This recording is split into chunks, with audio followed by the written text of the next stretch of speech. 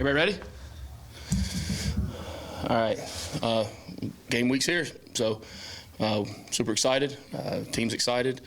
Put a lot of hard work in since January, and to be able to go play an opponent like Florida State. Mike does a great job with that team.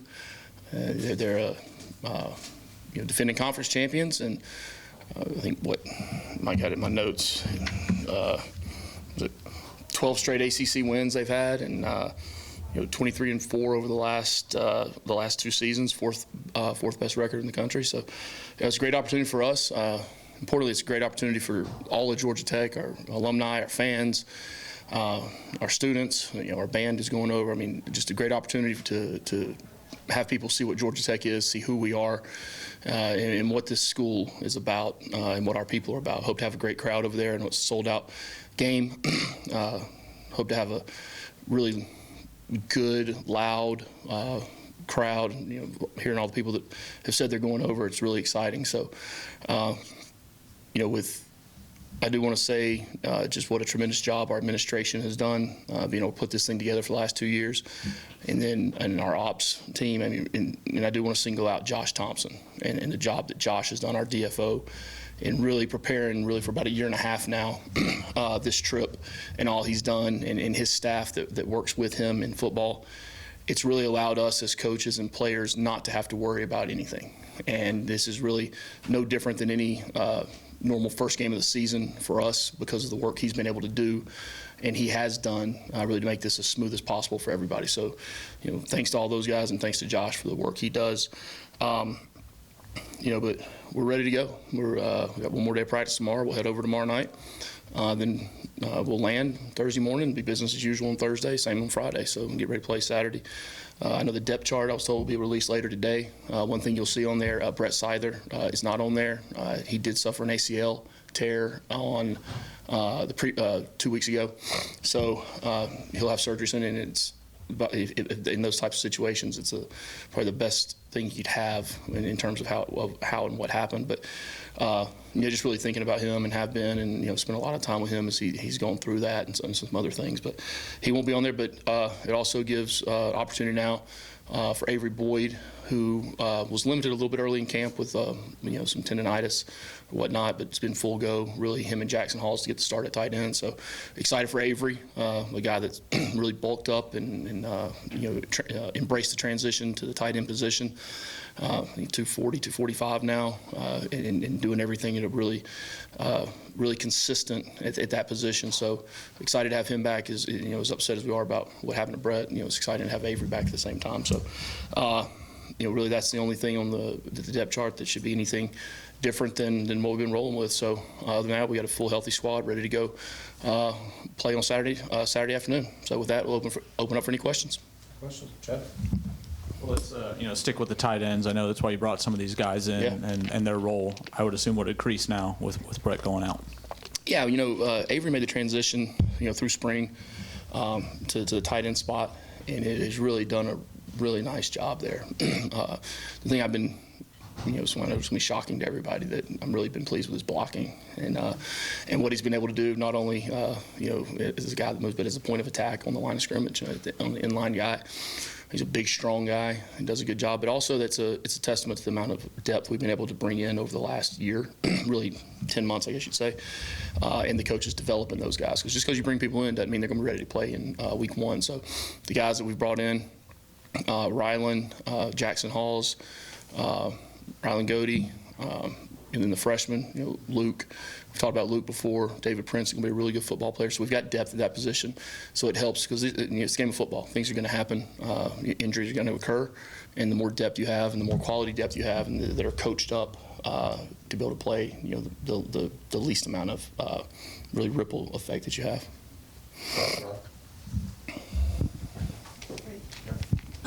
The last time we talked to you was after the second scrimmage, and you mentioned that you're going to do a lot of evaluating on Sunday, and you're interested in and excited about going and looking at the running back group and seeing what they did. What did you see from that evaluation? 2 weeks ago? Holy cow. I don't know what I had for dinner last night, Rod. I know we've got 5 guys that are ready to go play football. Is there a pecking order now? We're going to flip a coin on Saturday and see who it's going to be. I mean, Jamal's the starting running back. That's not changing. Jamal Haynes is the starting running back. Then the other guys that have all been in the mix are still in the mix. I think the depth chart will tell you exactly how it's going to be once it's released. But all those guys have gotten work. They've also gotten a lot of be a huge part of their special teams. So we'll get in the flow of the game. I mean, you need a bunch of those guys as the season goes. It's one position that you got to have 4 or 5 guys ready to play any given game. Jackson. Florida State's got a lot of new starters on the offensive side of the ball. What are some challenges? How challenging is it to face somebody with so many new starters in the first game of the season? It's not really from that standpoint. Mike's called offensive plays for a long time. He's his offense is his offense in regards to what they do. It's different week to week on how they, what personnel groups, what packages, what shifts, motions, different things they use within it. So those things haven't changed, and there's film from many years, and you see it's the same type of thing. I mean, he believes in running the football, play action, spreading the field, not only vertically but horizontally, working sideline to sideline, getting the ball in the playmaker's hands. It sounds pretty familiar to me. I think it's what our defense sees every day out here.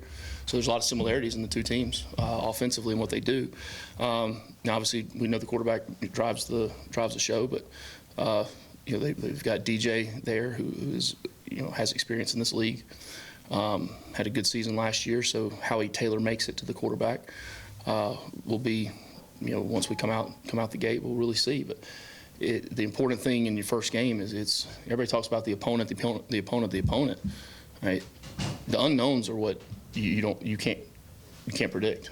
So it's really about your team, how sound you are with your base offense, defense, and kicking game, and then how quickly your coaches can make adjustments within the game. Because, I mean, look, if you're waiting until halftime to make adjustments, I mean, the game's over. I mean, you've got to make adjustments fast, so then you have the ability to play for the full 4 quarters. I mean, I'm not a believer in, huddling up at halftime and changing things. Just saying what for the last 25 minutes, we've just been getting,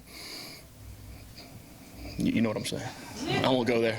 So, but no, and then you watch film of individual players from different schools, to see how they are. But at the end of the day, it's about the scheme that they're going to run that's been the same for a lot of years. And, we have a high volume offense ourselves, so the defense has been exposed to pretty much everything you possibly could. Coach, like you said, it's game week. So have you seen the intensity kind of ramp up? And where have you seen your team grow from the start of camp to week 0? Yeah, good question. I think they did a good job of, building their individual selves from January all the way through the summer, right? And then August is when you come together as a football team, and you can't predict how that's going to be. You hope the chemistry becomes good, but it's the shared adversity that they go through throughout camp, throughout their day-to-day lives that allows guys to bond together in the locker room. And in order for all 3 groups, offense, defense, and kicking game, to have the bonds that they do in the locker room, to be able to have relationships, right? It's a testament to the leadership on the team. It's a testament to the people we have in the organization that do a lot with our players, our player development group with AP and Don. What they do with those guys, the work they've done in the summer. We have a 10-week class that's taught in the summer about the champion's mindset, leadership, and really breaks them down individually and exposes their vulnerability. I went to Georgia Tech. I can't say, what is it? Vulnerability, Chad? Vulnerability. Yeah. So it exposes those things within the players and allows them to really find out truly who the other guys are. Right. Then you put the pads on and you go through and you battle each day, and it only brings those guys closer. So you can't predict how it's going to be, but I've been pleased with how this team has come together really as one over the previous, really 8 months. And now, like you said, it's game week. Things change a little bit in terms of going against scouts, but that's the other thing. I mean, we with the depth on the team, we've been able to have really good scout practices. Probably some of the best I've been around in terms of those guys giving really good effort and giving really good looks. They're not just sitting there as a tackling dummy. They're giving good looks and doing things well. So all that's to be able to roll it out there on Saturday and go play a game. Justin. What goes into making sure the team is, physically able to handle things that are tough for anybody who travels internationally, jet lag, overnight, red-eye kind of flights? What goes into that from your end to make sure they're ready to go peak form on Saturday? It's no different than going East Coast, West Coast. I've said it a couple times this week. When did that new video game come out? This summer, right? If you tell me these kids have been going to bed at 9 o'clock every night and waking up on time at 6:37, they've been up playing the game till 2 and 3 in the morning, all right? And then they come out and they practice all day long. They're 18, 20, 22 years old, man. We make, as adults, we make way more of that than it really is. And these guys go out, they play the game all night long, and then they come practice all day, and they do it over again. So I'm probably thinking, this might actually be on their schedule. All right, we might be interrupting it by trying to do something different. So they'll adjust fine. More? Chad? I haven't really talked about David Shanahan a whole lot. No, he's done a ton of interviews, probably more than you. How cool is it for him to be sort of the face of the program these last few months, and how proud are you of him? Yeah, look, I don't care what position you are on the team, right? You play for as long as he has in college football. You're a vet. Right? You've seen a lot of things, and then the growth he's had from the time he got here to now, of really just understanding football and understanding that there's situations within the game that you have to work towards, and punt's just not a kick it as far as you can, especially when you're on the 40-yard line or 43-yard line. You don't just boom it. So he's grown. He's seen his growth.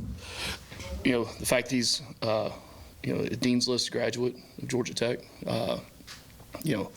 the relationships he has with the guys and the things. I think he's been 1 or 2 time grand marshal of parades in town or whatnot, St. Patty's Day parades. And then he tells everybody, we don't even have St. Patty's over there. So I don't know. I don't know if I trust David or not. He tries to tell me these sayings to say, and I looked one of them up, and it was something about pigs flying or something.